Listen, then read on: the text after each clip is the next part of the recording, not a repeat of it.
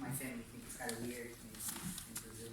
But anyway, but before anything else, I'm gonna tell you guys who I am. These three already know. Well, I talked about the university before, just to give you kind of a sum up of the university. I am an alumni of the KLU, the Logistics University, so they let me use the space, which is very generous of them to do that. So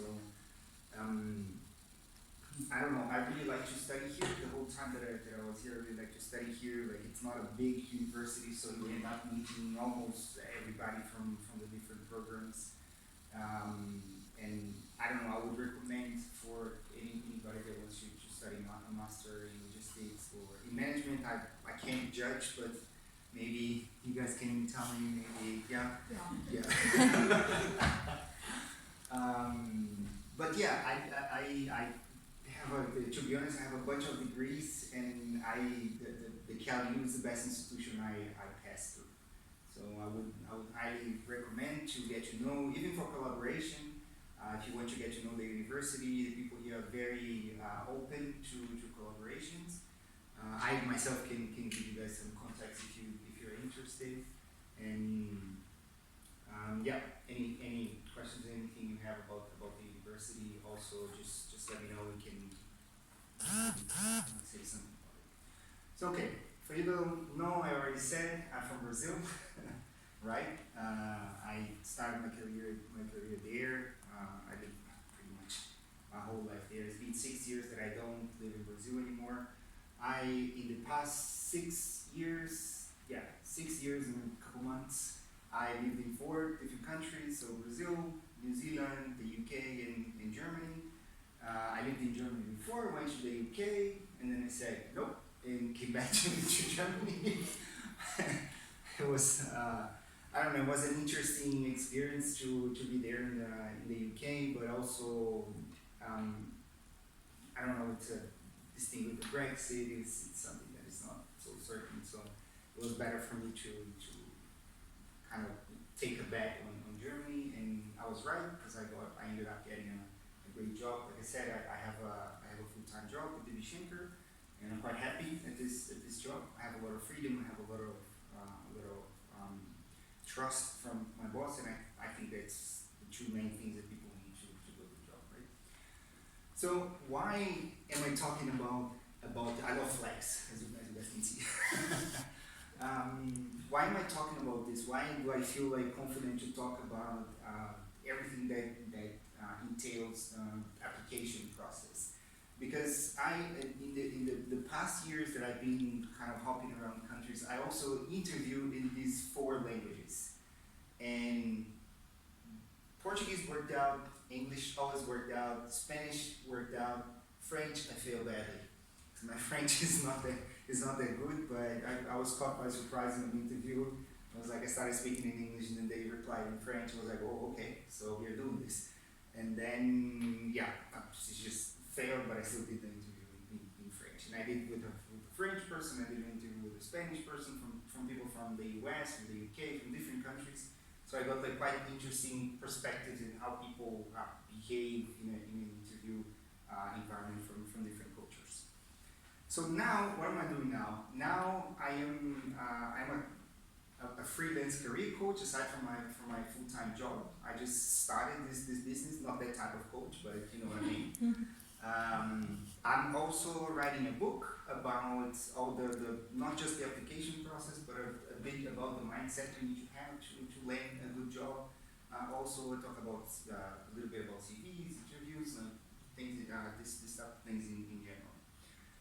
And I have also a podcast called Intercultural Conversations with Vini and Rolly Maria Tejero. It's easy to find because it's the biggest name of a podcast ever built in the history of podcasts. I do it with a friend of mine. Actually, when we started, she wasn't my friend, but now she is. I just met her, and we talk about different themes of interculturalism.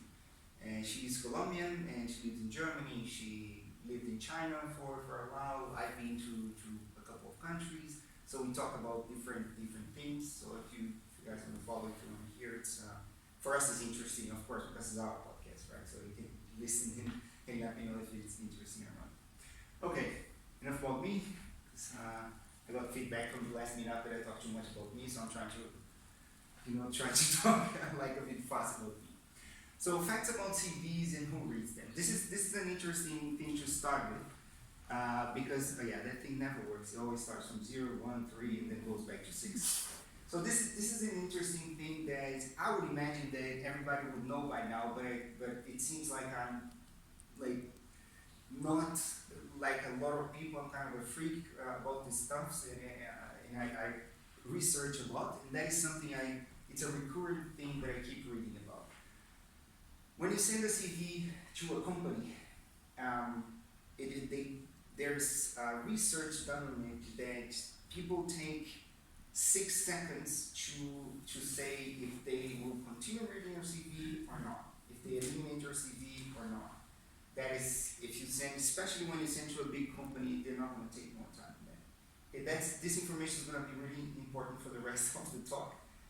So you understand about those long CVs, for example, then it's kind of hard in 6 seconds for you to. That's why I put the clock there. If we wait 6 seconds, how much information can you get from reading something in 6 seconds? Not much. So it's important for the talk. So CVs are different per country and industry. But, and I put that but there, because yes, they are different, but what recruiters, HR are looking on a CV is the same thing all over the world. And it's pretty easy. It's someone that can do the job. Independently of what it is, of course. If you're applying for something in IT, in software development, it's completely different if you're applying for a job as, I don't know, a logistician or a data science. It's like different types of CVs, different types of profiles, but you need to prove that you can do the job.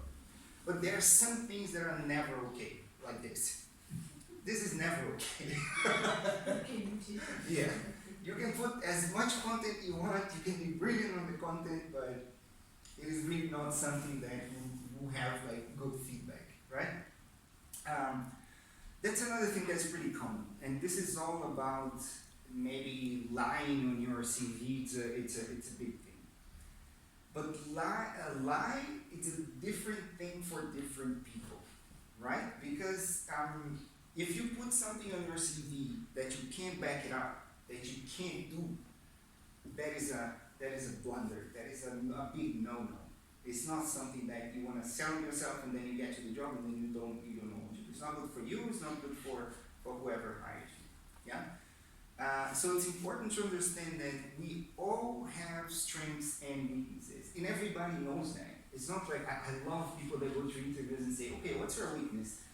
I'm a perfectionist. I was like, come on, man, that's not a weakness. Everybody says that, this is really not what we're talking about. Of course, you don't need to say, oh, okay, I do some weird things on the internet. That's also something you shouldn't say that on an interview.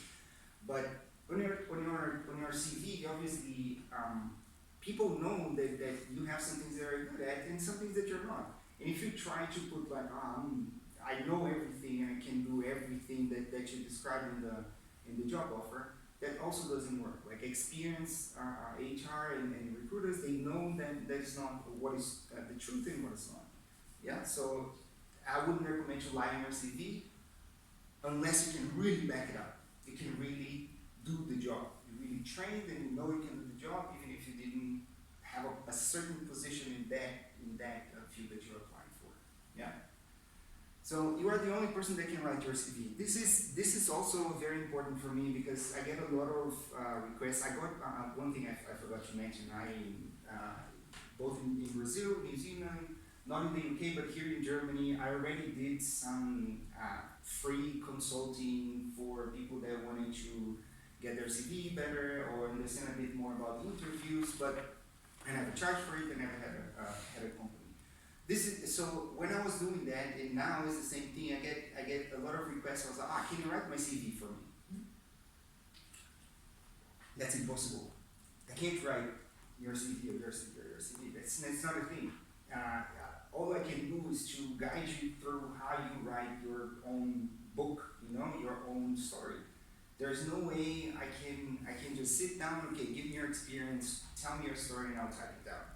Because when you go to an interview and you don't know your CV, you don't know what you wrote, you didn't put yourself in what you wrote, it's not gonna work out. You're not gonna pass the interview anyway.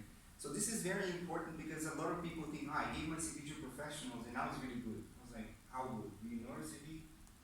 You know, so I really don't recommend anybody to write your CV for you. This is also interesting because it's also something that for a long time I assumed was obvious, but a lot of people still don't know that. When you send your CV to a company and they get 100 CVs a day for a position, there's no way one, two, or three, or they're going to put 3 people looking at those CVs. Most companies, what they do is they put your CV through a software that will analyze if you put the words that were in the job ad. They will analyze if you have some. I saw some that put also if you have any mistakes, any grammar mistakes, any mistakes, they just discard your CV straight away. So that's important to know. You matching your CV with the ad is extremely important. It's something that you need to do for this first filter, because the person you only start the feeling that you're getting the job once you do an interview, and then you can tell the story of your CV or how you got there. But always pay attention to the ad, to the words you have in the ad, to make sure that you pass that first filter without getting a rejection. One thing I said in the last meetup is interesting to say again. Get used to be rejected. I know it sounds harsh, but that's how it is. Every 10, 15 applications you do, you're going to get 10, 12, 13 rejections. And that's normal because most of them goes through this CV. Just yesterday I was reading some statistics and it's estimated that 75% of the CVs stop here on the software. They don't even go through to a person to have a look at it. So this is also very, very important. Okay, that's another thing. It sounds kind of like some people will say like fluffy stuff, but it's something really important when you write your CV because it will translate yourself on what you're writing in the CV, right? So we all judge the book by its cover. In your CV, is that cover. So just think about when you go to a bookshop or a library or something that you're interested in reading about something. You're not seeing, unless you already have a title on your mind, you go by what you see on the cover, right? And that's for pretty much everything we do. I wouldn't say in life, but you know, like you need some stimulation here. So if you say something like that, you might have an awesome CV and it might be something that will impress anybody. But if you compare with, so if you compare with some things like this, and I'm not saying like these are perfect because I don't agree with this picture, for example, neither agree with that, but and a first impression is something you say, oh, okay, this is it's interesting to read. And especially when you put some graphs or something like that, it's very stimulating for people to read. And this is very exclusively for people that are applying together with 100 other people. You know, imagine getting 90 CVs like that and 10 like that. What are the odds that your CV is going to get actually looked at? Yeah? Okay. Oh yeah, that's questionable.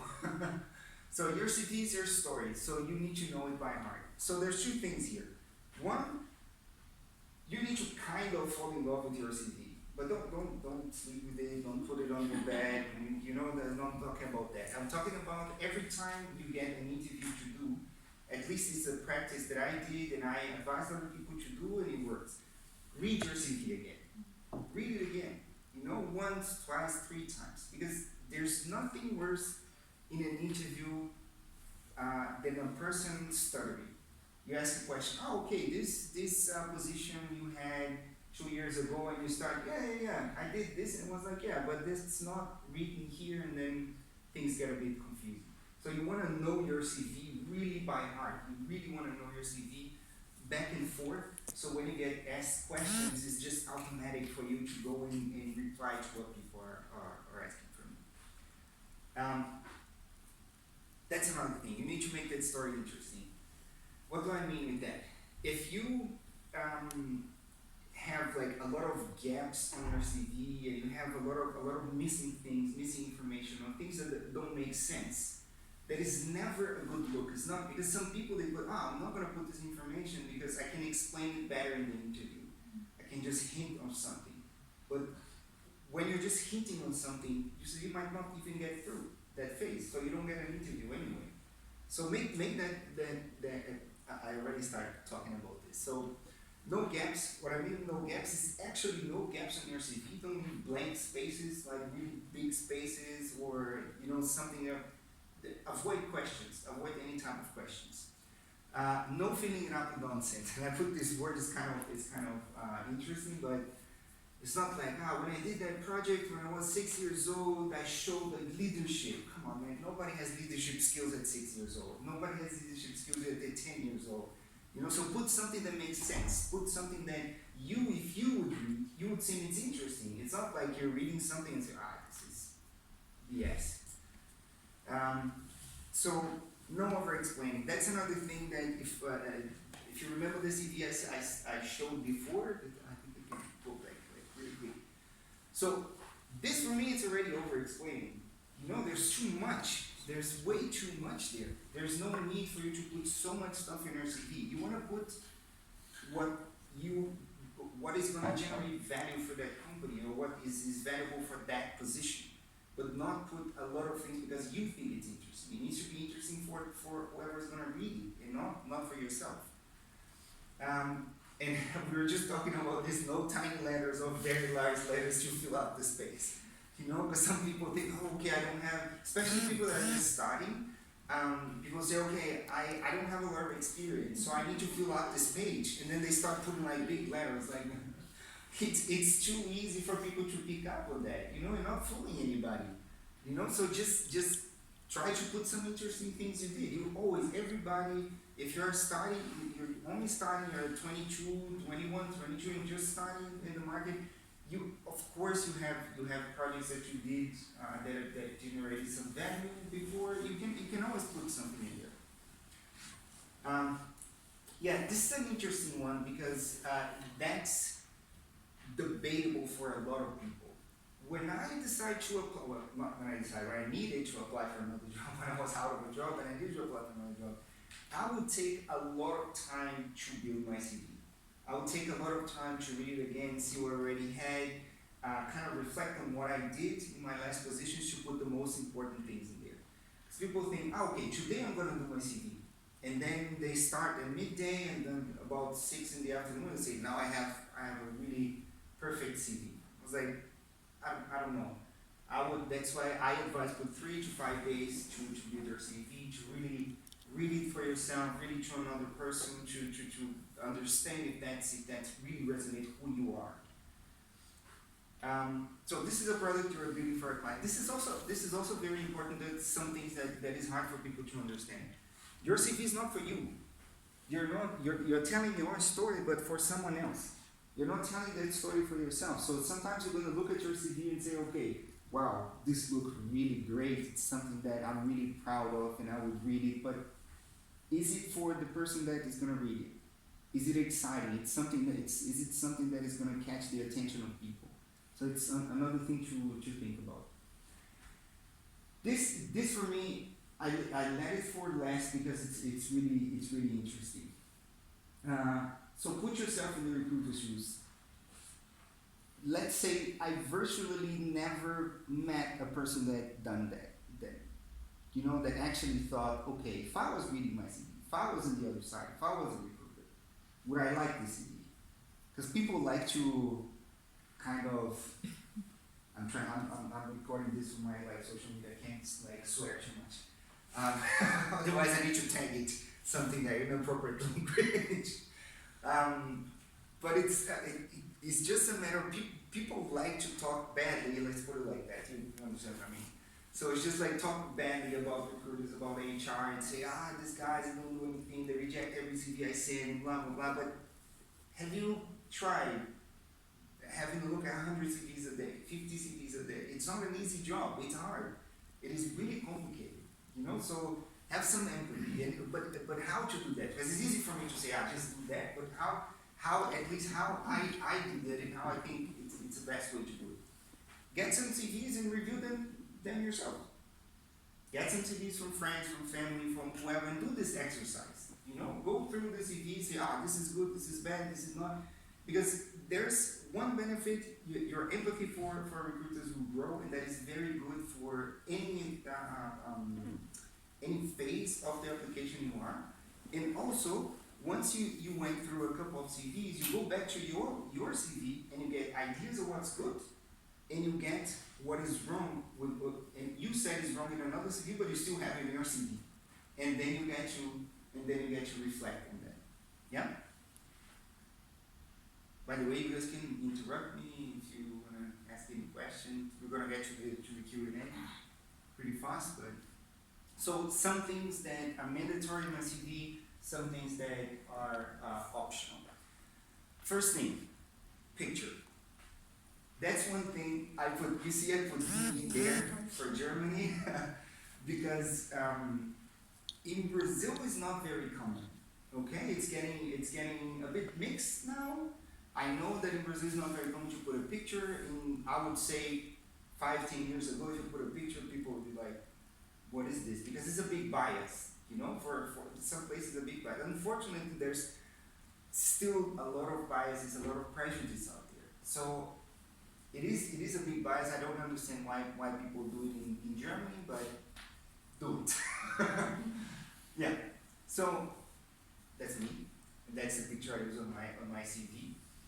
And I get a lot of different types of pictures on CVs, but I think a perspective where you just get your face, because that's what you want to put. Your face, you don't need like a whole body or anything.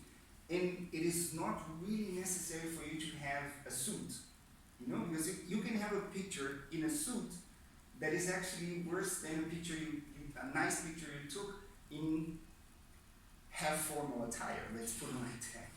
Okay? So I'll show you guys an example of a picture in a suit that is not necessarily the best for a CV.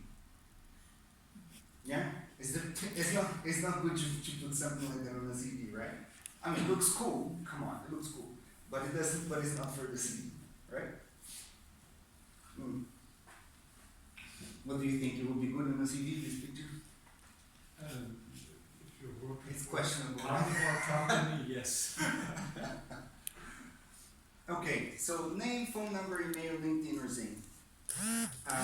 These days, again, for every recruiter, every HR profession that I talk to that work on this part of recruitment, they go and look at your LinkedIn.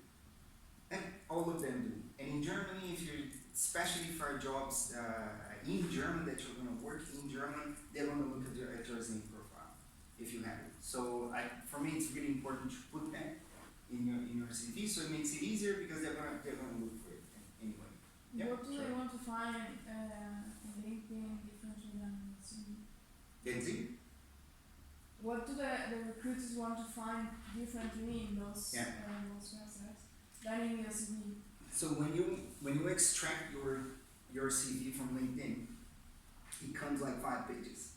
It's all your details, So the way I think it's best to use LinkedIn is your whole portfolio with explanations, with everything you have. So achievements, responsibilities, everything. Your CV is a summary of that. Your CV is a summary of what you have on your LinkedIn. So they look there when they are already very interested in your profile. To get more details. Is it important to include responsibilities that are carried out for a particular project? Yeah, sure, of course. Yeah. For LinkedIn, yeah. No, for CV.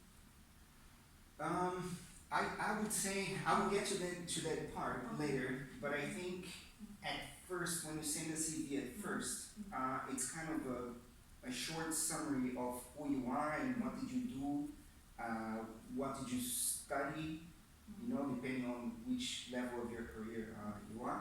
And then some companies will ask you for a more detailed profile. And then if they don't look at your LinkedIn, you can send a more extensive one and you can put more responsibilities in there. Yeah. Okay, this is also something that should be obvious, but it's not. No Facebook, no Instagram, no TikTok, no Twitter. These are not professional social media. And trust me, depending on the position you're applying for, they'll look at it anyway. They'll go through your Facebook, they'll go through your posts anyway. So they're gonna find it. By the way, something that I forgot to say, I keep mentioning social media, and for you guys to get in contact with me, you can get in contact, except on this one, it's just the podcast, you can get in contact with me with any of these social media here. Okay? Okay. Languages. I put these two examples here because I used to use this one, and then of course I don't speak Farsi, so this is not mine. And then I started using this one. So it really depends. One thing, this is really appealing, but if you speak more than these languages, this takes a lot of space in your CV. Even 4, it takes a lot of space in your CV. One important thing that I heard directly from one of my interviewers, if you don't speak a language to the point that you can use it for work, don't put it. And this is on purpose because this is mine, but this is on purpose. That is something that it's there because I have a job now. If I would apply for another job, I would probably take that out. And if you do, if you're applying in Germany, and German it's important, but you don't know German yet, you need to give some idea of continuity, some idea that you are learning, that you are trying to learn that language. Because that's going to count. If you're not going to do the job in German, but you are working in Germany, and it's an advantage, and that's my case right now, because it is an advantage for me if I could speak like a good level of German. But I'm not required to in my job. So I always put it like that. It's basic and I'm currently learning, and that is, again, like I said at the beginning, don't lie in your CV. It is true because I'm studying German, so I am learning the language. Yeah? To be honest, I use this one on my CV, but I prefer this one.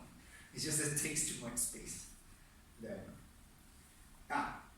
One other thing about languages. This format is interesting, and I think he's not gonna like that. But this format is interesting because if you don't put that, you have the person that is looking at your CV saying, okay, this means that it's fully proficient, but what does this mean? How is it different than, I don't know, if you had 3 here? And then they might be curious to ask you questions, to move forward to interview, to ask you questions. But it's more of an opinion, this part. Okay, professional experiences. I put this here because this is something that a lot of people do, especially when they have a CV that is really long.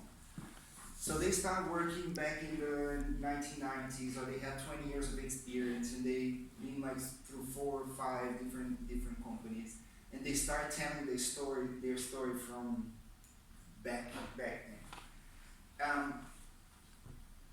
If you want someone that can do the job, it doesn't really matter how you started, unless you are applying for a position, a very high executive position, because then your whole story matters.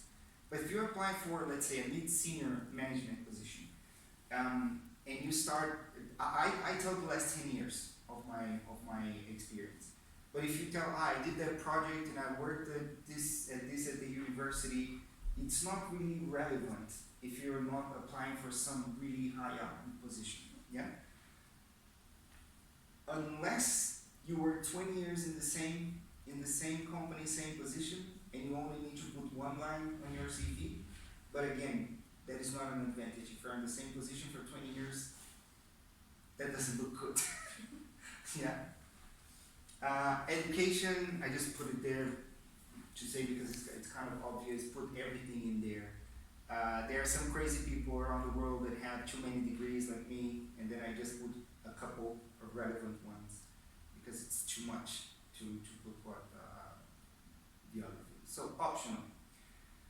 Address. I put it in Germany as well because it's something very particular to Germany to put the address. Why am I saying that? I put this map because this is the, let's see, the dangerous country index of the world, and this is data from 2019. So if you put your address when you apply in this country here, that is not a good thing. You have a safety concern there, because people get a hold of your address and they can find you, you know? So I wouldn't advise outside of Germany or countries where it's more pink-ish to put your address if you're applying from other countries. All right? Okay, that's a good one. So, I'm honestly, if someday I have more power of influence than I have now, I think I'm gonna end cover letters. I think I'm gonna just extinguish cover letters because it's something is really I don't understand why I still do it. But anyway, profile a goal statement. It's something that's very common in TVs actually to put that statement right at the beginning. It's interesting to have it there. Everybody likes to read that. But it really needs to go to the heart of the question. Who are you? What can you do? In like 4 or 5 lines tops. Okay? Because that's kind of has an effect of substituting the cover letter. You know, it's not entirely because the cover letter is kind of a dense document, but it's something you can put to say, okay, if that's an introduction for my profile. Okay. Competencies and skills. Does anybody know this movie? I Robot? That the robots take over the world and all this. That's gonna happen at some point. Robots are gonna take over the world at some point. Okay, machines are gonna take over the world at some point. And I put that there because this section of the CV, competencies and skills, are getting more and more and more to the side of soft skills. Because imagine, if you have a lot of technique, you know a lot of math, let's say like that. And you create a code to do that calculation. Why would I need you if the code is doing what you do and I don't need to pay a salary to the machine? So soft skills are getting more and more and more important in terms of, okay, dealing with people is always a commodity. It's always like, everybody can deal with people, everybody can, you know, even if you're an introvert, you can still go and kind of interact with people. But with work getting more remote, with people working more, I myself work remotely all the time. With people not having to interact with other people face to face, this is, you know, you're not being required to have these skills anymore. So if you do have these skills, and that's kind of an opinion for the future here. We're moving from being a commodity to being someone that is specialized in dealing with people. Okay? So interest. I put interest, but some people put hobbies and that's an interesting one. You could put anything in there. Well, I really don't like when people put reading. Everybody reads. You know, everybody likes to read, and even if you don't like to read, you will put there reading. You know, everybody puts the same thing. Traveling. Come on, it's really stating the obvious. It's like, oh, really, you like traveling? You don't raise any questions. You know, you don't raise any interesting questions from an interviewer. So my suggestion would be, if you practice any sports that are interesting because that can create rapport with your interviewer. If you play a musical instrument, that can also be a coincidence between two people that you can create some rapport, or any interesting activities you do. There's so many interesting things out there, and I'm sure that all of us and everybody has something interesting to put in your CV. volunteer work is an interesting part for me. And I've seen a CV like 2 weeks ago. Actually, a friend of mine was asking me for help, and I've seen a CV. He had some volunteer work there. Everybody likes to see volunteer work on CVs or profiles. It looks good. It's something that makes you look like a good person, even if you're not. But it makes it looks good. But it's not really an addition to your CV. Some people won't look at that as something as advantageous for the company. You know, not everybody. You know, so if you're just starting, you need to put some more experience or fill those gaps I was talking about before. It's interesting to have volunteer work there. But if you're not, I would put everything on LinkedIn and maybe not just skip it on your CV. Okay, that's the last slide. That is my CV. It's like a roasting time.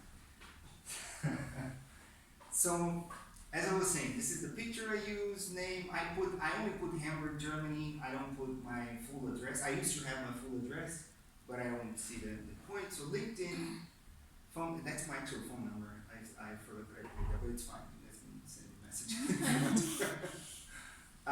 to. This is an interesting one, and that's something I wanted to comment on this. There's a lot of tests that you can do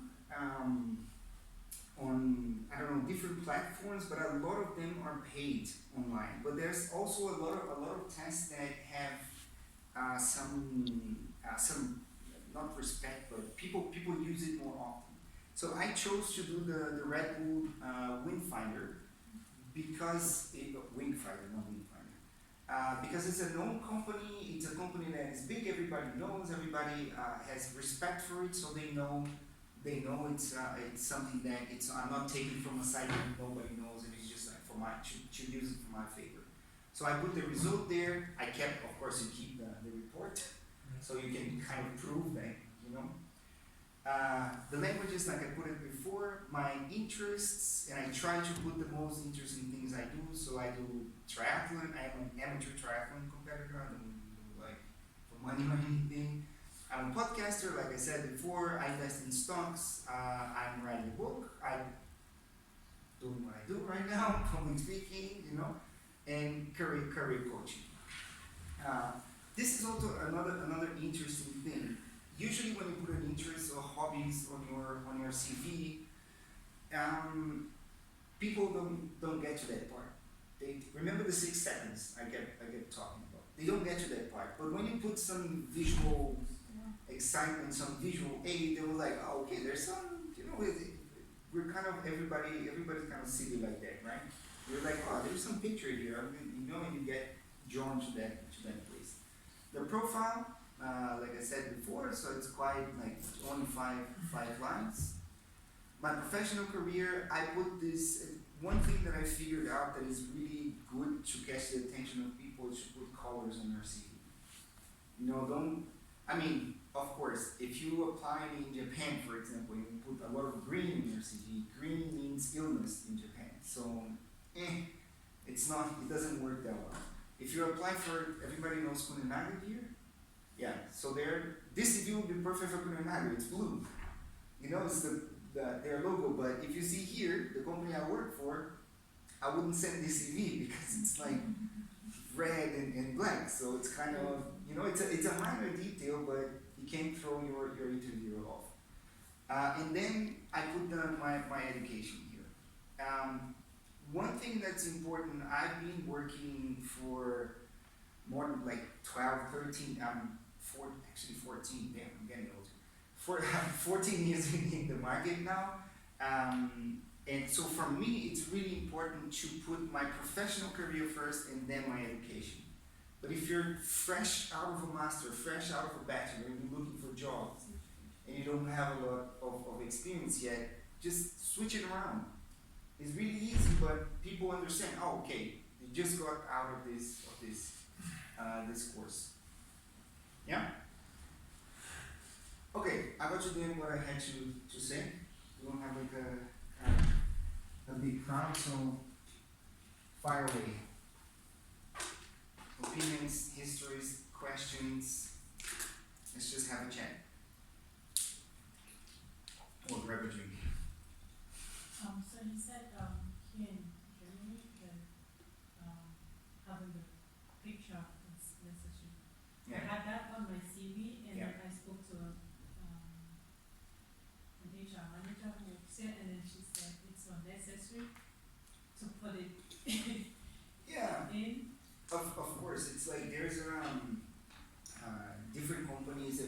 how many copies do you have in Germany, right? It's the same thing, the same case I was talking about Brazil before. If you put your picture, it's not like people won't look at it. You know, they will, but it's kind of still a bit weird to put a picture there. And here is the same thing. The mainstream opinion or the main people that I talk to, it's, yeah, you put your picture there. And it needs to be a professional picture.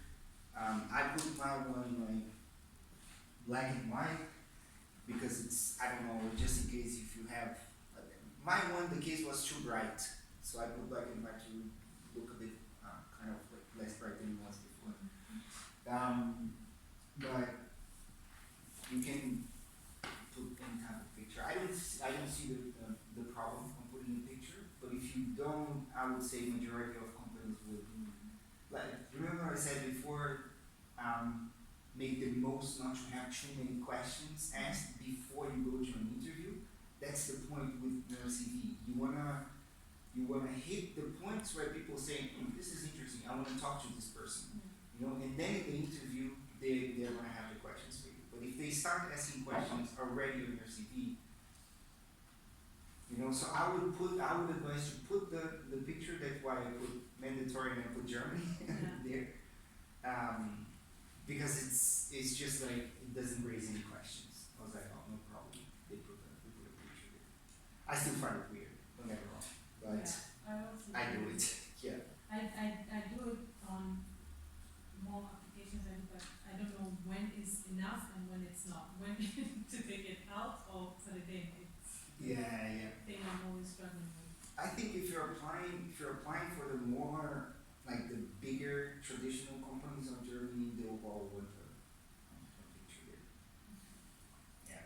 Maybe some startups or some companies that are new, barbecue, maybe they won't be so fussy about the picture. So it really depends. But again, in general, I would say just put the picture, avoid the questions. Yeah. It's better this way. Is it necessary to have references and things? Depends on the position you're applying for. So when I lived in New Zealand, references is like it's a mandatory. You need to put it. There's no way. If you send a CV without references, they send it back saying, give me some references. Sometimes, some jobs I applied for there, they called my references even like before we had an interview. You know, they put it directly. But I would say here in Germany, I got a couple of job offers and I never put a reference on my CV. And also, the people I helped with their CVs, when they got a job and all the interviews they did, they were never asked to put a reference. But it also depends on the position. If it's a very senior position, especially if you're getting there through some of your references or through networking, might be interesting to put references there. Yeah. How important it is to add certifications and trainings, like on each part of the left side or right side? As of job? I would put that on the skills part. Okay. You know, so I wouldn't put it as a main part of your CV. You know, but like I will put this on the skills. So on that part it's not, I'm not explaining anything. It's just something that is interesting for my interviewer to know. And this is, I keep saying interviewer, like, you have to have in mind that you're doing this for them, for the interview. You know, so they need to understand it quite well. So here, I'm not explaining anything, I'm merely putting information so they know my profile and they know what you ask and what is interesting and maybe to create some rapport. This is the main chunk of the CV. So the skills, any certifications, if it's really relevant for what you do, for example, if you're writing code for some software, of course you're gonna put there, I'm not even gonna dare to say the name of the languages because the ones I knew are like long one, like C++ and this like old stuff. I would put it there because it's interesting for them to know, but not here. Okay. Yeah. And I'd like to ask you about the more. I want to know more about responsibilities because I had done several projects. So where do I add it? Because how do I compress it? Yeah, it's The interesting. I put it- responsibilities are yeah. same, but I work for maybe 4 or 5 projects. So do I compress it? And how do you expand? I did a lot of projects as well with working like in different jobs.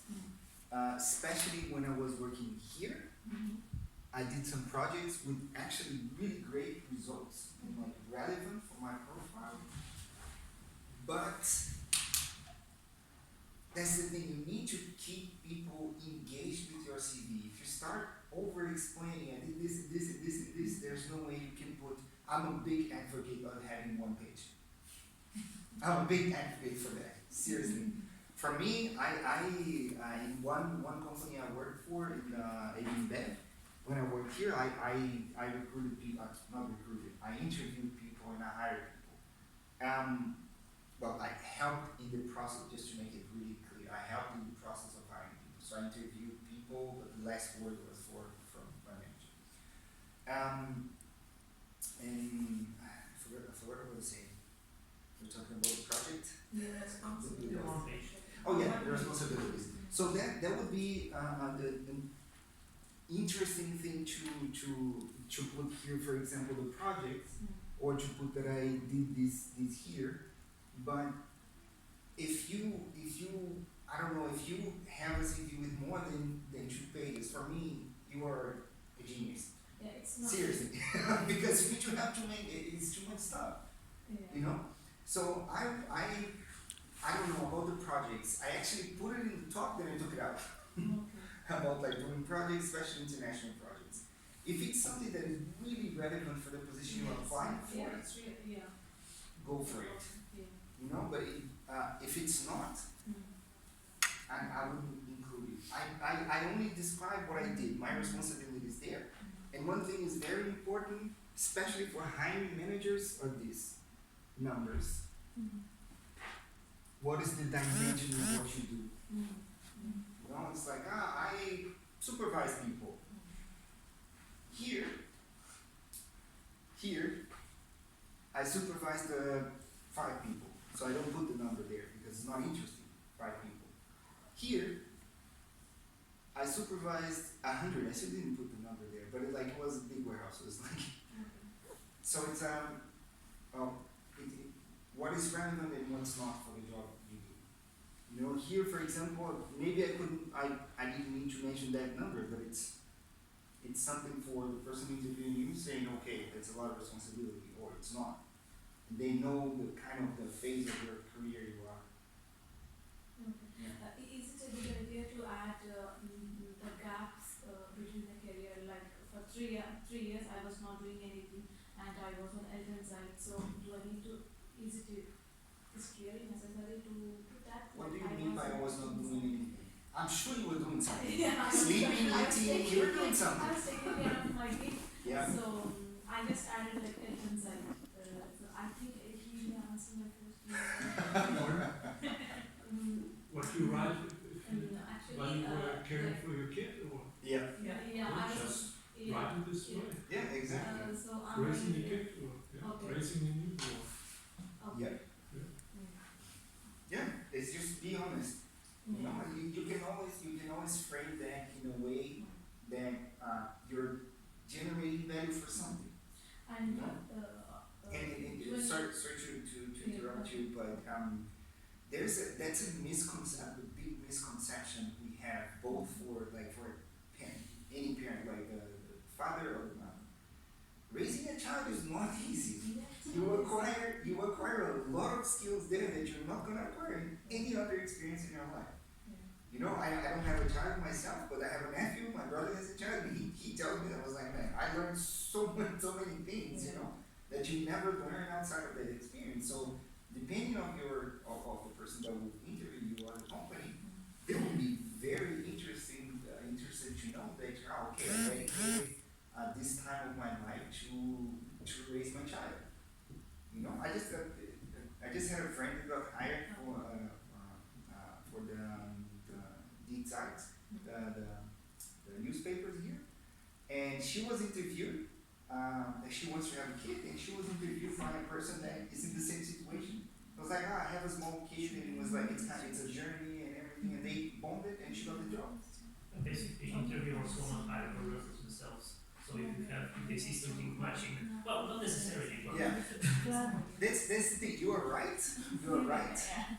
But it's something I preach differently. Let's put it like that, because you're right. Because you want to interview someone, it's easier to bond or to hire someone that it's a mirror of yourself, right? But that's not really the right way of hiring people. You know, you want to hire people that can do the job. And I know because I got hired once by someone that thought that I was exactly like him. And when I started working, we were two complete different people, complete different philosophies, and it didn't work out. You know, so we went our own way. So I don't think that's the right way of hiring people, but it happens. It's really common. Sorry, you wanted to ask something else? During like if we have any career transition from one profession to another profession, Yeah. So is it really necessary to add like what's the reason for your career transition? I wouldn't say it's necessary. I wouldn't say it's necessary in your CV. I just want to know how do we write it? How you portray that in your CV. Okay. I'm gonna answer that in a different way, but I'm not like getting away with your question. The best way to change careers, for me, and for pretty much everything else in applications, is called networking. It's called talking to people instead of sending CVs. Talking to people, reaching out to people. We have LinkedIn, which is a massive tool for that. We have Zinc, which is a good tool for that too. And say, okay, I'm in this, because then you have the opportunity to send a message and explain yourself in briefly. Say, okay, I was in this and I want to change careers because of that and that and that. You know? That's what happened with me between this job and this job. I'm still in operations, but I'm doing something completely different. You know, I'm doing an engineer's job. And when I got there through networking. And when I got my interview with the hiring manager, I explained to him, I know a lot about operations. I worked a lot with continuous improvement. And now I want to, you know, do only that and help other operations on doing that. But I'm not an engineer. It's not. And I got hired because he was like, oh, okay, I need someone with this type of profile. So putting it on your CV is a very tricky thing. It's something that I would have to look at your CV, have a chat with you, and try to fit it in a good way. You know, but it's possible. You can put it there. Yeah, in profession. Yeah. You can explain it there briefly. Yeah.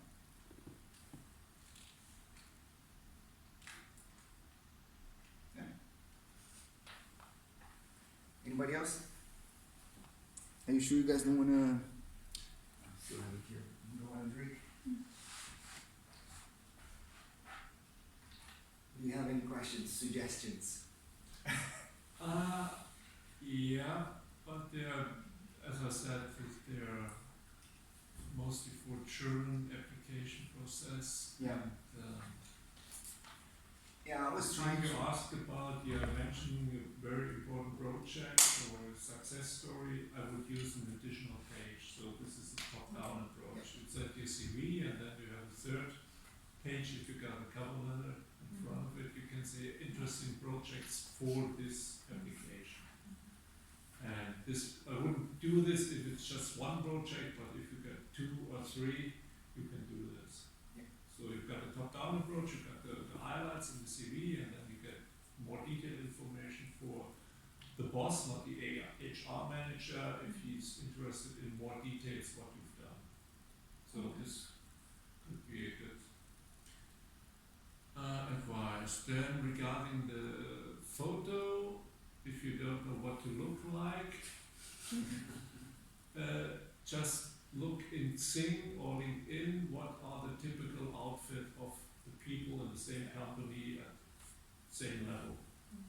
So if you look at 10 pictures, you find, okay, they all wear a suit, so for a man, I would wear a suit for the photo. If nobody wears a suit, I wouldn't do one with a suit, yeah. So it's just basics. Yeah, I think the exercise at some point that I propose that everybody does, it's something that it gets really good results. When you get all the CVs and have a look and you say, okay, then you go back to yours. Because that's how really like this is one and shut it down. Yeah. Really like it. No, because it's something I learned. It's my own. It's also my own experience. You know, I learned a lot from that. Like going over and over and over different CVs in different countries in different languages taught me a lot on how to do my own CV and how to portray myself. Yeah. And again, I'm not saying I do everything right. that's not the thing. I'm not saying this is perfect, but it's like at this stage of where I am in this specific subject, it's the best you can put out. And this template I got from a manager of a company that I wanted to work for. I ended up not working for that company, but I was like, that's interesting. And then you get the template and then you put the information. Of course, my information is completely different, the sequence and stuff, because he had other strengths. So, yeah. Yeah, I'm on the one pages. I don't get it.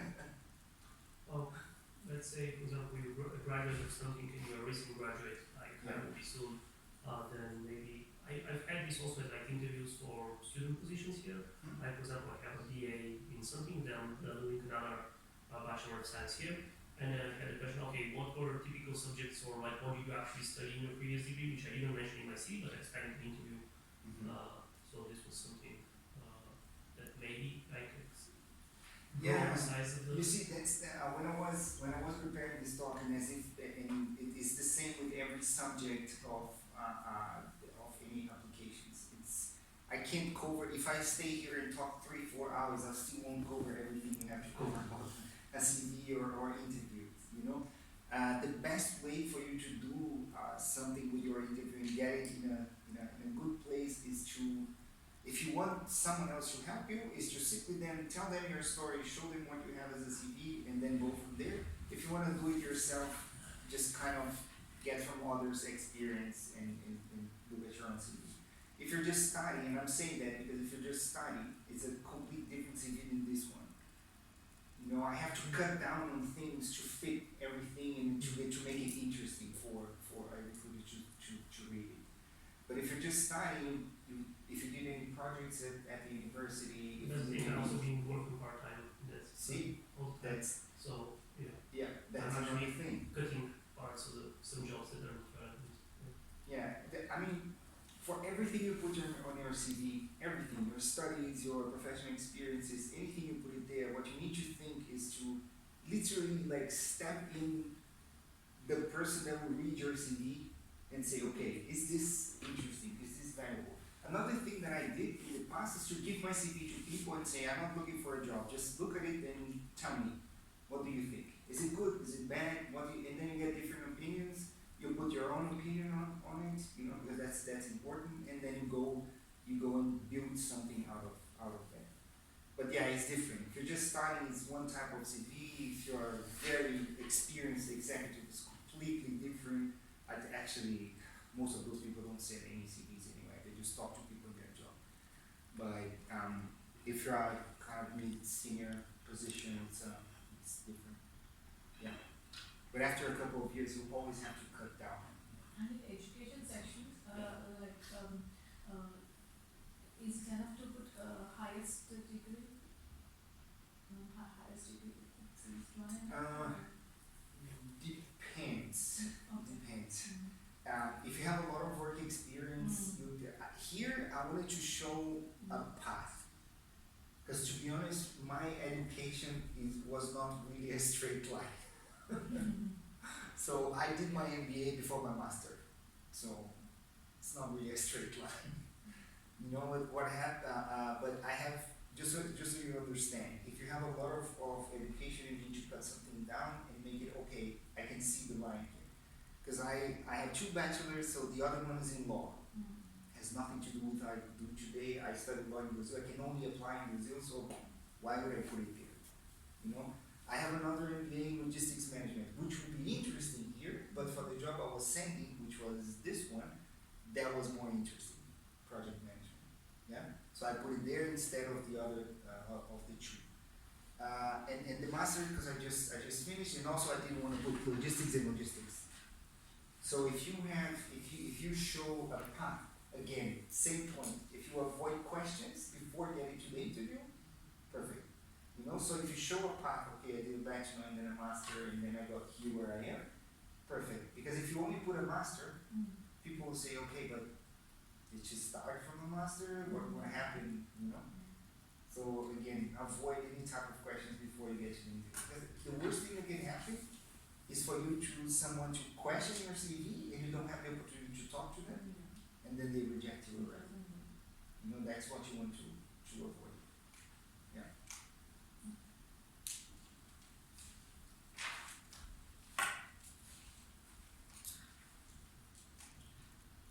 Anything else? I have a Yeah. question. Go for it. I'm not sure how to say it though. We'll figure it out. If your previous experience has been in non well-known companies, like very specialized companies. Yeah. I don't know. A friend told me that it's convenient to kind of describe them, at least in one line. Yeah. So the company where you're applying now has an idea of which field you were before, kind of. Yeah. However, it does take a space, right? If you have been in 3 companies before, then it's around 5 lines in total. Yeah. What will be your view on that? So I got this question asked me just 2 weeks ago. No, really, because it is something that it's interesting for me to answer, because on my LinkedIn I had to do that exercise, because I did some freelance before in Brazil. I worked for a company that doesn't even have a logo now, you know, like some weird things like that. If you have to use the space to describe the company a little bit, do it, but you can describe any company, any business in one line. You don't need more than that, you know. And then what you're gonna do is, instead of putting, for example, here I use 3 lines. You can use 3 or 4 lines, or use the third line until here, and use the first one just to say what the company does. You know, I could say, let's say nobody knew what DB Schenker do. DB Schenker, 3PL provider, I supported 200 number. You know, but the thing is, I can't put DB Schenker, 3PL provider. We do warehousing, shipping, aviation, 4PL, and blah blah blah, and then you put a whole page just about DB Schenker. Or would it be easier to put it just beside division? Yeah, I would lead with Then that. you don't I would lead with that. No, I mean, this explanation, you could put it beside the company and then it doesn't take you space on mean your here? line. Next to the logo. She Yeah, means next next to to the logo. That could look weird or... It's not that it looks weird, but you want to have a format on your CV where it's easy to read. You know, if you ever read a book that has really tiny letters, it's really annoying. You know, so that's why I put my one like that, because this doesn't mean that I have a gap or I'm wasting space there. But I just put some colors, then I put something in gray, and then this is black and more condensed. So for me, the best way of doing it is lead with that, start with that right here. Yeah. But yeah, I get what you're saying. It's worked for a company that this person I was talking with, he worked for a company that didn't exist anymore. You know, they went bankrupt. You know, so he was like, "What do I put?" I was like, "You still work, you still did a job there. You know, you still accomplished something. So absolutely put it there. Don't mention that they are bankrupt, and put it there and lead with that." But in his case, it's like he doesn't have a lot of experience, so he had a lot of space in the CV. So it was an easy thing to do, to explain a little bit what it was. You know, if you have a dense CV like that, I would lead with it. Just put like a really brief explanation of what it is, of what the company is. Yeah.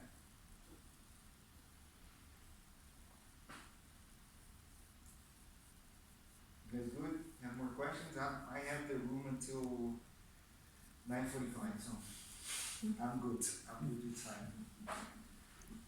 I still have a lot of energy, so. I've seen and I kind of my CV as well. You have a date and a signature in the end, or I don't know, but like I interview in Germany. I only saw this in Europe. I never saw it in any other country.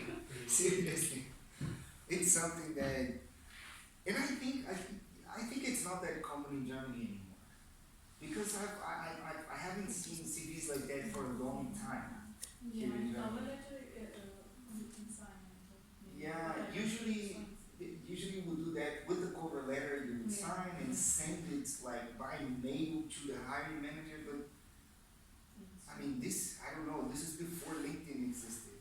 You know, now you apply for a position, you don't even know who the hiring manager is. You know, if you do know, but that's another talk, another another meetup. But I think it's important to say. Like, I'm a big advocate of networking. I think networking is more important than any CV writing, any application, any interview, anything. It's the core of you getting a good job for yourself, right? So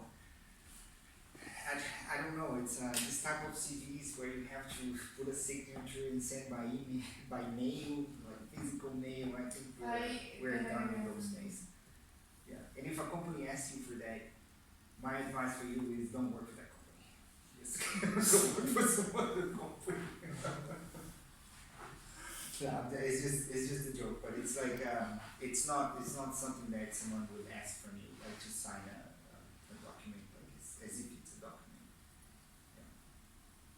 I did got once an advice that I should put my signature on the CV and the date. I've seen the date. No, Yeah. so But when would you apply with the CV?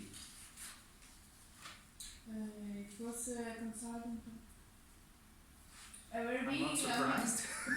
There was a consulting company, but no. But I mean, where would you, if you have a CV like that right now, where would you apply with that CV? What would be your target companies to send that CV to? No, I just wanted to make contact with kids, Yeah, but I yeah. also got once.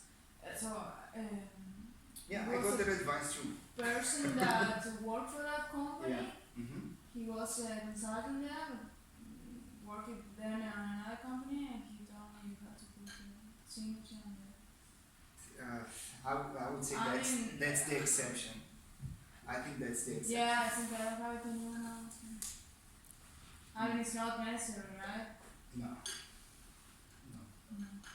I got this advice too when I was just arrived in Germany. I got this advice too. It's like I actually sent CVs like signed and all of this, but it doesn't Very make old any difference.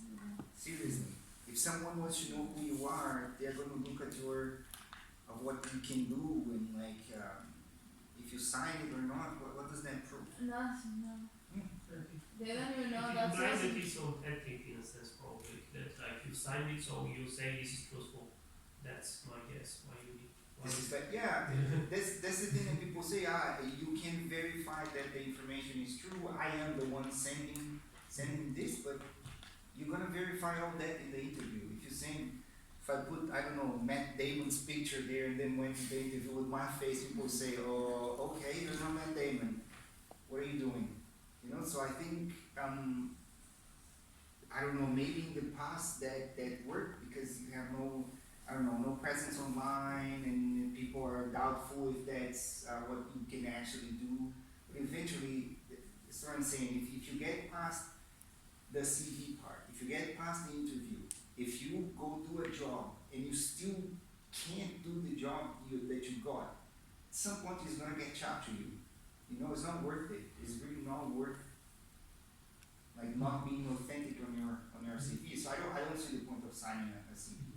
Maybe some companies will ask for it, but yeah, sure. I have another question regarding online presence. Mhm. I have none whatsoever. So far it's been quite good for me. I'm Yeah. soon to be like graduate of information engineering, so software developer, and a little bit signal systems analysis, things like that. Mostly I've been getting jobs through networking and just knowing people in real life, in person. Yep. And Perfect. just I've never felt the need to make a LinkedIn or thing. Should I? I'm graduating soon, so Yes. Absolutely. I mean, don't get me wrong. Networking for me, what you're doing for me to go and meet people, that's like a superpower because nobody does that. Nobody does that. People say they're gonna do it. They say I know it's important, but they don't do it. They just don't do it. But if you have a LinkedIn, you can network with people, with a bunch of people online. And then that can generate a conversation and then you network in person. So that happened for me many, many times. Most offers to interviews or invitations to participate in hiring processes were made. I would dare to say 80% are from LinkedIn. They don't send my email or call me. 80% is LinkedIn. The exception that they call me directly. The people that I could network with and kind of sometimes collaborate, sometimes get an interview, I wrote them directly on LinkedIn. If you have premium, you can write them directly. So that really pays off. Networking in person, like you were saying, but that's the thing. Networking in person, you can only get the people from that environment. Oh, the job I have today, this is important. The job I have today is all the result of networking, one after the other after the other. I met someone, and I barely talked to her 2 years, but I mean, we had conversations in between, but 2 years later, I contacted her, she gave me a contact that I wrote through LinkedIn, and then I went to do an interview with him because he didn't have a job for me, he was interested in my profile, did an interview with him, and then did other interviews and got the job. Mm-hmm. So, perfect, the networking part, keep doing that, that's what it's going to get you to a job, like a good job, but you can kind of scale that when you have a LinkedIn profile. Yeah, or Zinc. Regarding Germany, is it more easier? Probably. Oh, The thing is, Zinc, but that's my experience, okay? And the experience of the people I talk to. If you speak German, Zinc is useful. If you don't speak German, it's very restricted. It's very, very restricted. You can't get contacts. I got, I don't know, a number of different contacts on Zinc. Like really, I lost count. Not one single one of them accepted someone that doesn't speak German. Yeah, not one single one of them. On LinkedIn, people never assumed I could speak German. Never. I don't know why that is, to be honest, but that's what happens in practice. That's what happens. So I would say have both. I'm always updating my LinkedIn. I actually updated my LinkedIn yesterday.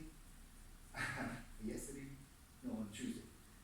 I'm always updating it there, always putting my new projects or new things I'm doing. I just added the meetups. I put videos in there, I write articles, so I use a lot of LinkedIn. And there's like millions and millions of users. I think there's about 500 million active users.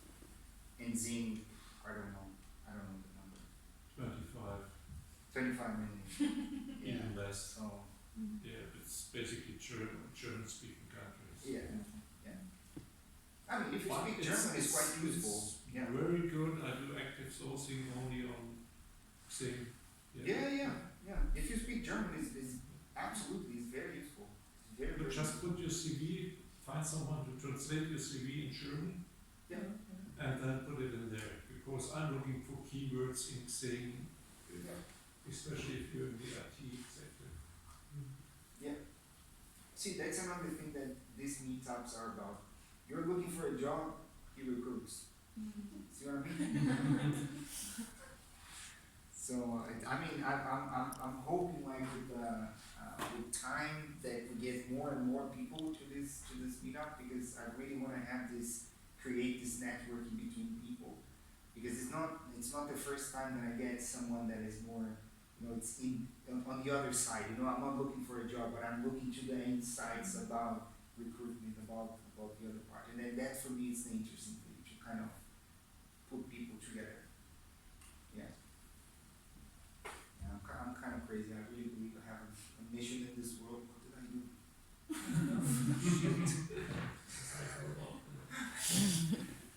Yeah, I really do believe I have a mission to help people in this world, but yeah, let's see how that pans out. I have Yeah, go for but it.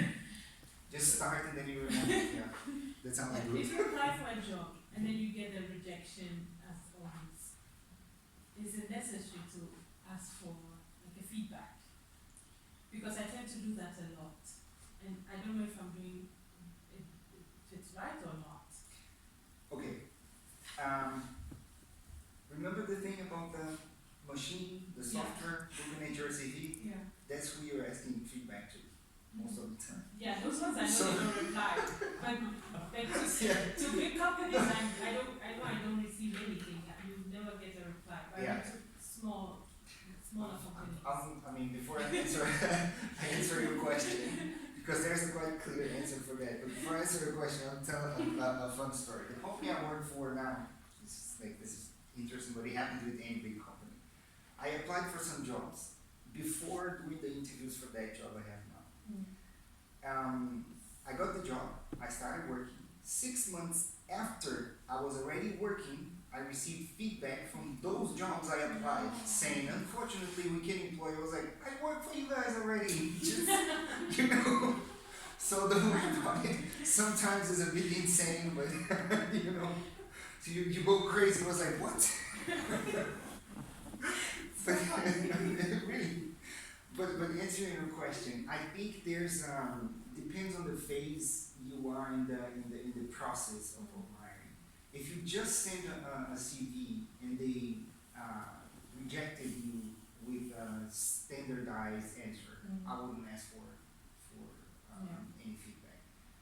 But first reason, because you're not going to get feedback. Second reason, you don't even know who to ask feedback from. Yeah. You know, it's a bit complicated. And they was like, oh, I need you to give feedback to that person. And we were like going through it. I was like, oh, here, okay. You know, so I wouldn't ask for feedback. But I ask for feedback when I do an interview with a manager, not with HR, but with a manager, and then they reject me. Then I ask for detailed feedback, because then I use that to make my profile better. I use that to know where my weaknesses are, know where my strengths are. So I think it depends how far you are in the process. So one thing that is important to complement that this answer. Rejection is the normal. Oh yeah. It's the normal thing that's gonna happen every day. Yeah. I always tell people that are looking for jobs, like if they are unemployed and looking for jobs and they're quite anxious about it and there's some type of urgency. It's not like I have a job, I want another one. This is a different state of mind. But if you're unemployed and you have some urgency on it, don't keep track of your applications ever. Apply, forget about it. Forget about it. Yeah, because honestly, if you, I mean, I have a friend that he used to have an Excel sheet with all his applications, rejected and said rejected. Yeah, It was like, I'm told to come do on, that. man, I'm told to. So at the moment, don't. I graduated a few last year or so, and then I'm now actively searching for a job. But Yeah. in the meantime, I'm also learning German just to Good, yeah.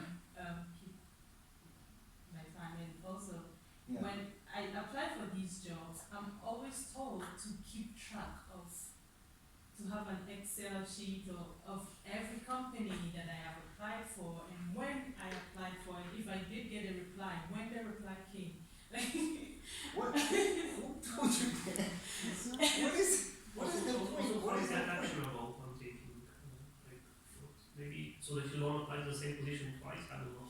I don't know, maybe. If Or you maybe apply, it's the if same you apply on LinkedIn, LinkedIn will tell you if you applied for that position or not. Yeah. And if you apply for this, you know you're applying for the same position a second time is because they re-advertise it, so you should apply again. Yeah. Yeah. Once I had this. Now I'm curious. Now I'm curious. Yeah. I want you to tell me what is the point of keeping track of your applications? I don't. I was told to do it. I don't No, no, no, because but I what know. do you imagine to be the point? What would you get from that? I'm just gonna be bad news. See, that's why I asked you, because I have that so clear in my mind that every 10 applications, every 10 I'm being very optimistic, let's say that every 30 applications I get 29 rejections. And that's the normal, because sometimes the no human ever looked at your CV, sometimes you're just not a fit. Sometimes you are a fit, but you have a family and they need people that travel all the time, or the opposite, or they need people that stay put in Hamburg and you kind of been through lived in 4 countries in 6 years. So it really depends, you can never tell. Before an interview, you can never tell. So seriously, but for me, the only consequence of keeping track of our applications is self-inflicted pain. That's the only, because you're gonna see that list, and it's like red, green, no, red, green, no, red. Yeah. You know what I mean? So I really don't see the point. I don't do it. I advise people not to do it. But still, it doesn't make any difference in you moving forward. Well, it does actually, because if you don't have that list, you're gonna have, you feel like you're progressing every time you don't get a rejection. You know? So if you get an email and it's saying, if the first word is Sorry, I don't Lydia open or it. sorry I don't open or it. anything, you just put marked as read. Yeah. You know, because it's just a standard reply. And one thing is, so I applied for the Schenker also. Yes. And then, Yeah. and then I got a phone interview. Yeah. And Good. after everything went through, they said they'll call me back and all that stuff. But they never called back. And then they told me if they don't call back, I should send an email to find out what's going on, which I did until date. It's been already a year, and I'm still not. Yeah. Unfortunately, that doesn't sound strange to me. Unfortunately. Yeah. So this thing when they say call, and so the mainstream advice is that you apply and then you follow up in 5 days. The problem is you apply and then 5 days later they didn't even have a look at not even one single CV. So it's not a rule, you know? But when they say call or if you don't reply, send an email, that's kind of standard as well. I heard it, I don't know how many times. It's just standard. Doesn't mean that they'll do it. I don't know, I have the impression that big companies really need a kind of a revolution. It's not even like a change, but a revolution on the way they hire people. You know, so I don't know, but I'm talking like an outsider because I don't work in HR. I'm very interested in this subject. I talk to a lot of people, I read a lot about it, but I don't know, maybe I should go work in HR. Change something. Yeah, but don't get upset or In the annoyed with beginning this I type of was. stuff, you know? The first 3 months I was, and Now then you're used to that. yeah, and then I told myself if it's meant to happen, it will happen. So I just send it out, and then hope for good news. If it doesn't happen, Look, I would spend 60 to 70% of my time networking. Online, yeah. it's not. I do it online, but like I'm more like a face-to-face person, so it's Yeah, but online can generate face-to-face interaction. Okay. Yeah, because you can talk to people in Berlin, I don't know. My boss lives in Poland.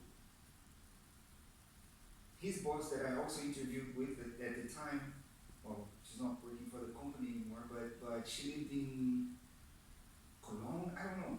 So nobody from my team in Hamburg. I wrote them on LinkedIn, and then I went and did an interview in Essen, did an interview in, did like a kind of a first weeks in Poland. So that's the opportunity that LinkedIn gives you. You could be talking to someone, I don't know, in another country, and they give you an opportunity. They say, okay, we would really like to interview you or to, to further this conversation. So I'm a fan of, clearly, I'm a fan of, face-to-face interaction, but I can't scale that. I can invite, I can invite 100, 200, 2,000 people to come to a talk, and 200 show up, still not the 500 million I have on LinkedIn. Yeah, the last meetup I did was about networking on LinkedIn, specifically about that. But like I said, I record all my talks and I put it on my YouTube channel. If you have the patience, it's like 1 hour long because I recorded the Q&A too. But it's all there if you want to watch it. Yeah.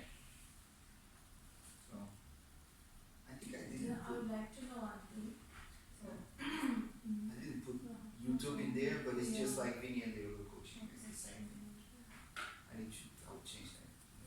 I need to change that. Sorry. yeah, like there's maybe some job postings posted on LinkedIn or any social networks.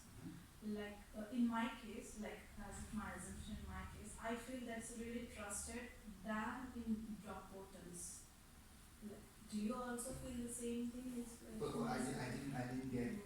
Like any job postings posted on the social networks like Yeah. LinkedIn, Zing or any other. Mhm. So that looks more trusted than the job which is posted in like Stepstone, Indeed. Like I feel it's a fake or it's lying since a long time or simply they are making the data posted a few days back.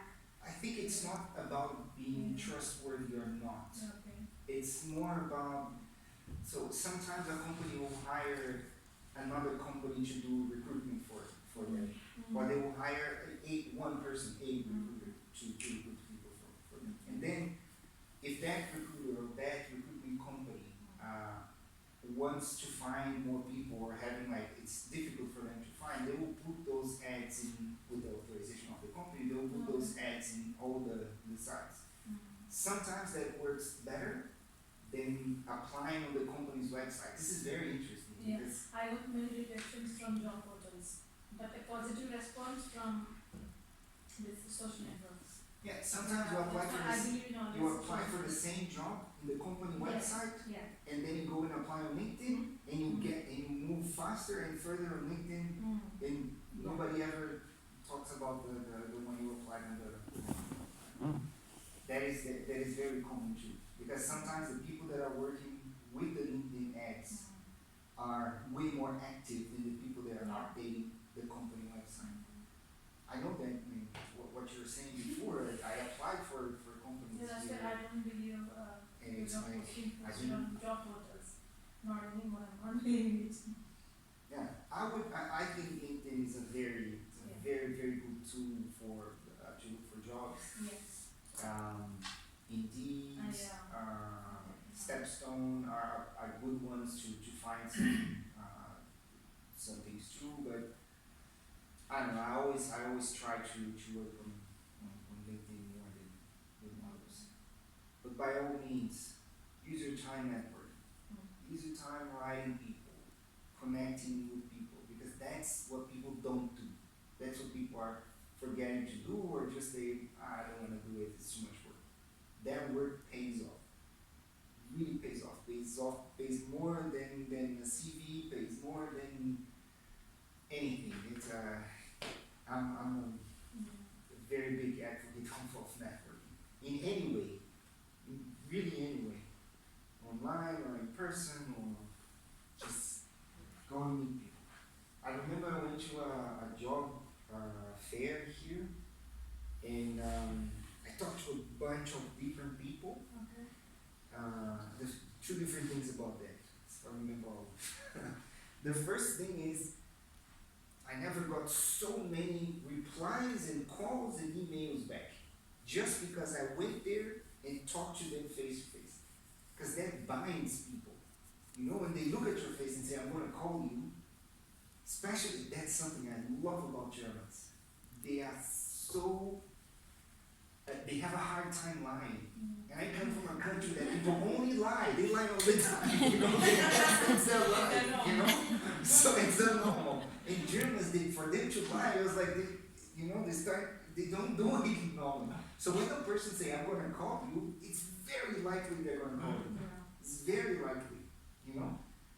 So when I went to this job fair, one great result was that people, when they say they're going to call you or they say they're going to send an email, I didn't get a job for any of those people, but they called, they sent emails, they followed up, they replied to the emails I sent, and most of the international companies that are not Germans didn't reply.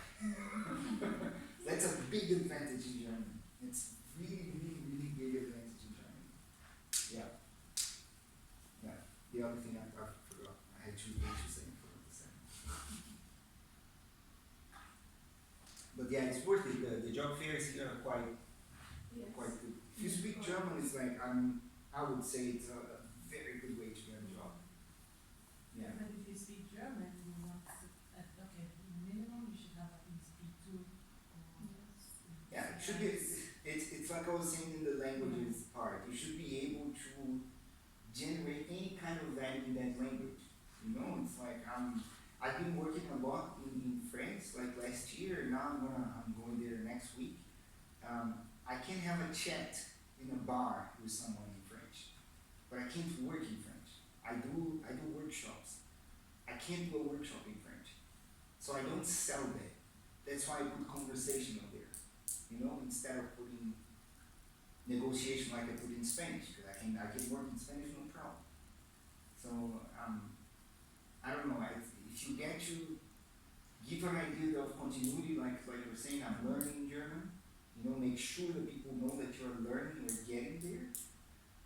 But yeah, until you have B1, B2, it's now I'm doing B2.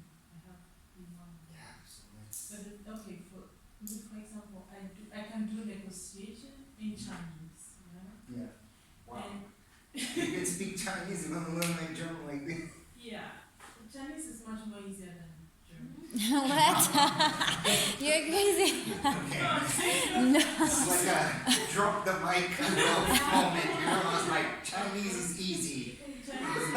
So I did my bachelor's in Chinese Oh, and in okay. China, and not in Chinese, but I had to study Chinese in order to graduate because the course was in English, but you had to study and write some of the exams in Chinese before you can graduate.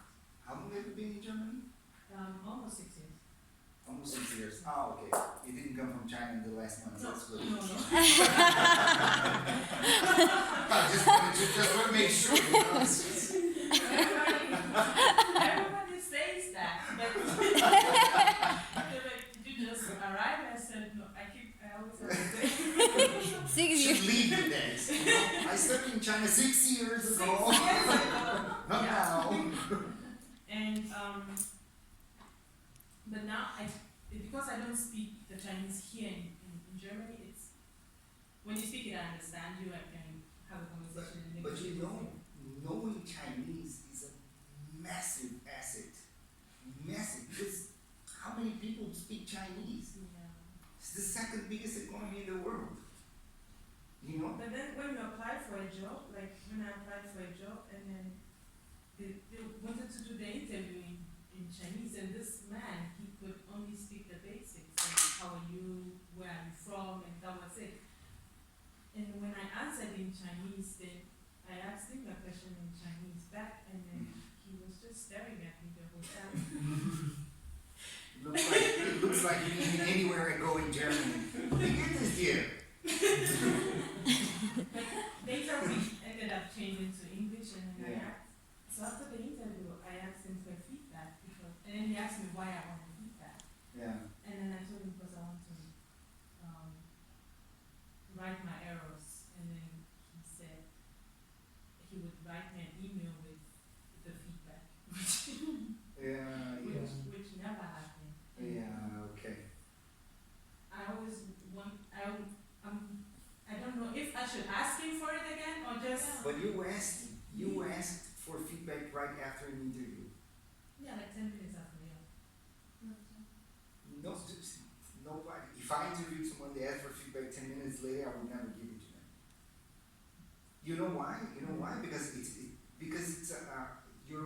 making a decision if you give feedback.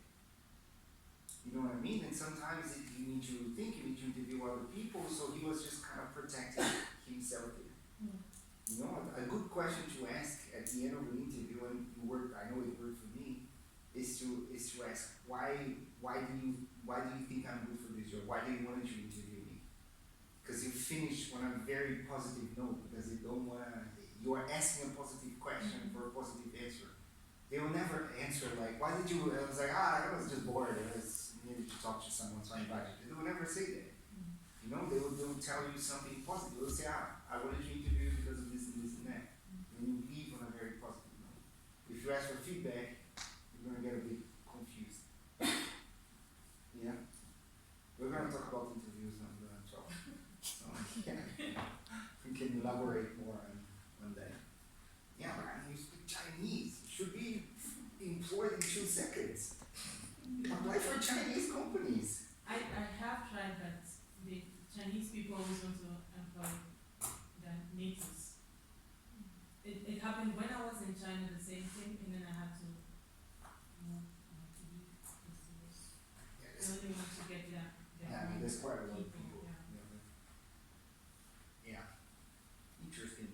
It's an interesting case. I would be interested to see your CVs, your profile, because it's interesting. You speak Chinese, you know, you studied there, now you're in Germany. I mean, I'm guessing you're not from China or from Germany. No, so I'm from Ghana. yeah, see, you have, oh my God, it's an amazing trajectory. It shouldn't be like that hard to get. I'm not saying to get an amazing job, but it shouldn't be that hard to get employed, you know, with all the skills you have.